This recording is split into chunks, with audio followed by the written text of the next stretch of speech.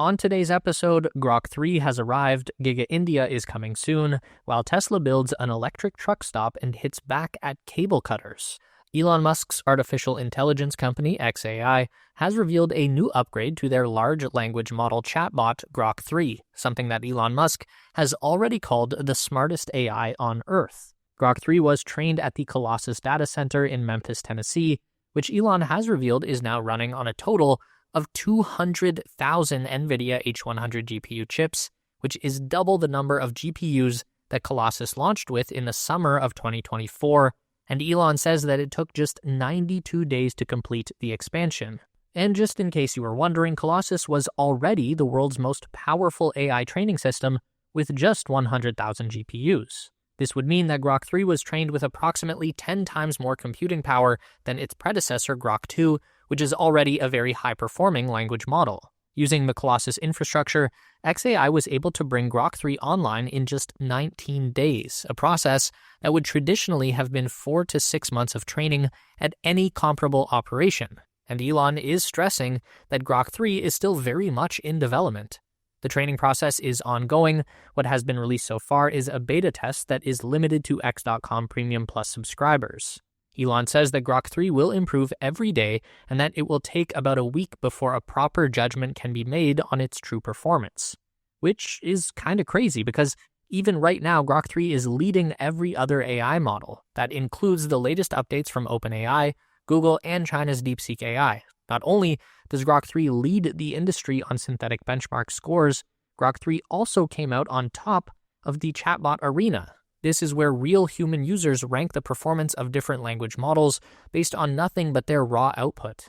xAI added Grok 3 to the chatbot arena under the pseudonym Chocolate, so none of the early real-world testers knew what this model was or who made it, but they did rank Grok 3 as the highest performer in every single category in the chatbot arena, trailed by Google's Gemini in second position and OpenAI's ChatGPT in third. Beyond just the traditional chatbot function, Grok 3 introduces two new features, Deep Search and Think. Deep Research is new to the world of AI. We just saw this feature released by both OpenAI and Perplexity, and it falls into this new category of agent AI. So instead of a traditional language model, which is basically just trying to predict what you want to hear based on your prompt, a deep research agent will perform multiple web searches, compile dozens of sources, and then generate a detailed report with citations. Using the deep research function on ChatGPT will take up to 30 minutes, and the AI will provide a report up to 10,000 words in length. Grok 3 is not at that level yet in this particular category, but that could be one of the things xAI is still working on. The Think feature in Grok 3 unlocks a reasoning model, another big trend in current AI systems, and this basically forces the chatbot to think through its response in the same way as a person. It will consider multiple possibilities, it will fact-check potential answers, and verify information on its way to providing the best possible response. And the AI will also show you the steps and calculations that it made on the way to determining the answer, so you can see and verify the line of reasoning that it took to arrive at that answer. Both of these new features are a huge step forward in creating AI that is reliable and truthful. According to Musk, this remains the top priority for Grok. Elon said on a live stream, it's maximally truth-seeking even when that truth isn't politically correct. The only downside here is that the cost to use Grok 3 at its full potential is relatively high. A Premium Plus subscription price on X has risen to $40 per month. Standard Premium users are stuck with Grok 2 for the time being. Grok is also available as a standalone web app and on smartphones. In order to get the latest, most advanced features, you'll need to pay for the Super Grok tier, which is $30 a month. And more is coming soon. Within a few days, Grok 3 should be able to understand voice prompts in 8 languages. In about a month from now, the new API will be available for developers to build apps on the Grok 3 model.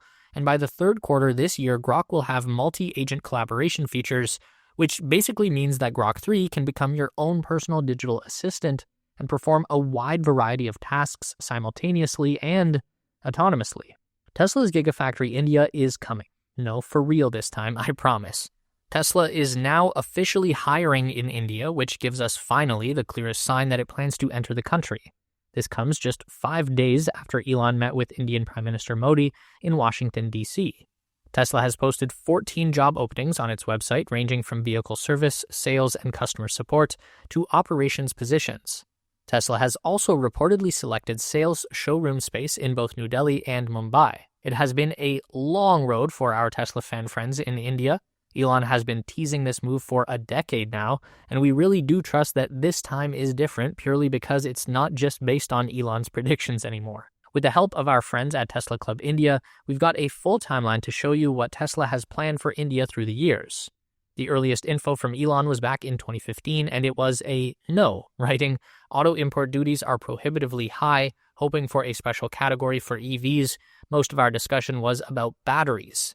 But on the same day, Elon gave everyone a bit of hope by including this prediction. Given high local demand, a gigafactory in India would probably make sense in the long term.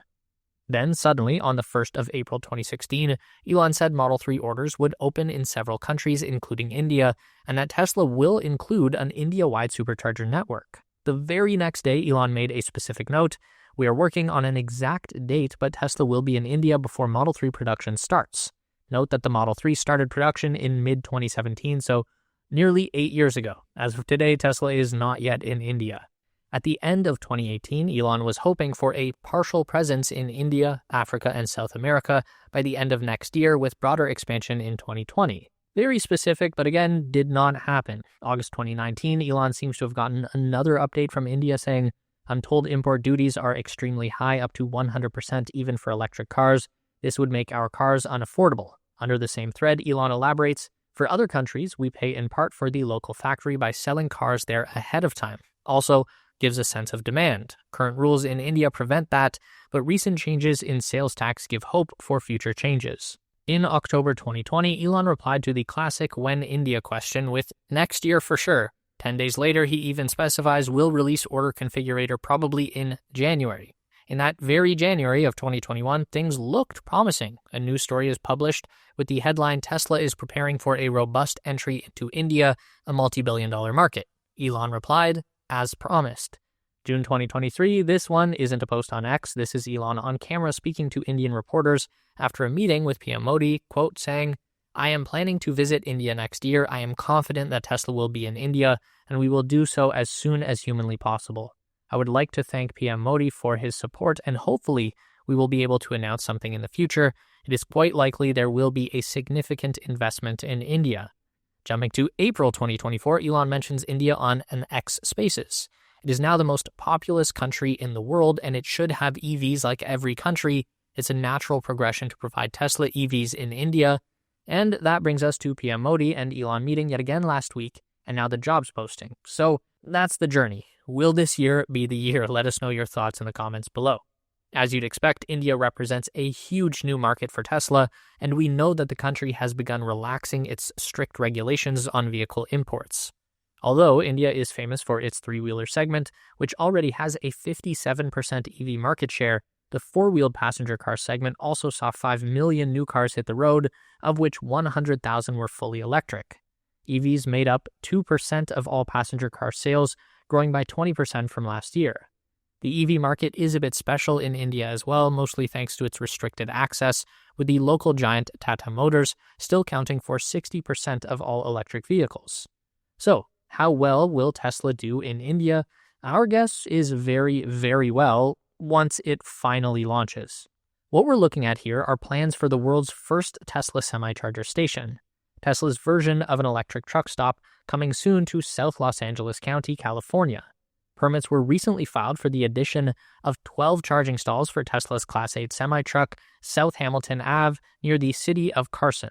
The site will also feature a 1,600 square foot amenity building with a lounge, vending machines and restrooms, and parking for staff. Given that the Tesla Semi-Factory is nearing completion and volume production is expected to begin this year, we will see a flood of Tesla semis hit the roads in North America. While most semi-charging will still be done at factories and depot locations, there will be an increasing need for an actual megacharger network. We haven't seen any concepts yet of what a semi-charger hub would look like, and there aren't too many examples out there to draw from. Perhaps the closest would be a European semi-truck charger player called Milence, which is expanding at a rapid pace. They are clearly distinguishable heavy-duty charging hubs with amenities are definitely something that can be learned from. Cable cutting has been a growing problem in the EV charging industry recently across all charging networks, both in the United States and Europe. Tesla has felt this too, and as a response, the company is trying out some innovative solutions. Unfortunately, that doesn't involve electrocuting anyone who tries to cut the cable, but this is still pretty good.